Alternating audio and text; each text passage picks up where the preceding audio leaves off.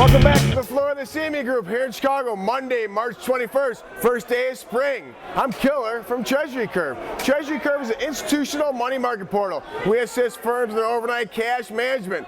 When I last left you, my Irish were playing on Friday, had a decent victory, and last night, all things went awry. That kind of brings us into the market. Things are convoluted. Things are not looking right, just like the Irish last night. Unfortunately, they lost, got bounced out of the tournament. Hopefully, we come back and get them next year.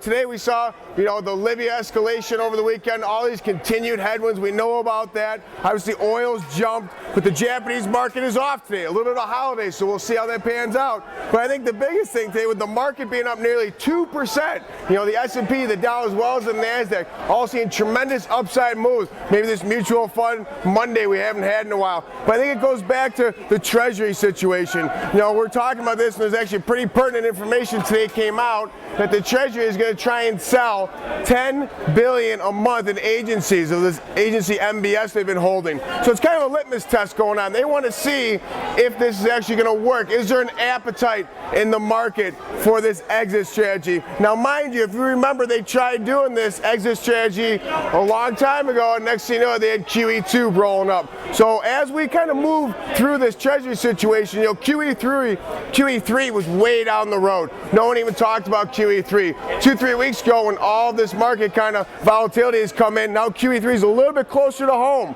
So I think the Fed wants to test this Treasury market, see the appetite, get a feel for it, and if in the event it is fine, well, maybe they see QE2 through. But right now, folks, this is a very, very important week. This week is going to dictate where the market is going. We're seeing a pretty big move and a test of this 50-day moving average in the S&P, and we'll see how this pans out today. But right now, it is buy, buy, buy. Let's drill down a little bit on these treasuries.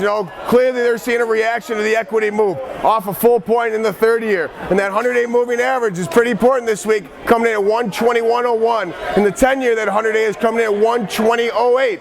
The S&P, like I stated, this 50-day, 12.97. Pretty pertinent level right here. And the weekly pivot is coming in at 12.72. So watch that weekly pivot. I like looking at that. Finally, the euro currency. We're up at this 142 level. We haven't seen us threaten this 142 level in quite some time. Clearly, it's the policy against the dollar that's making this this move up here.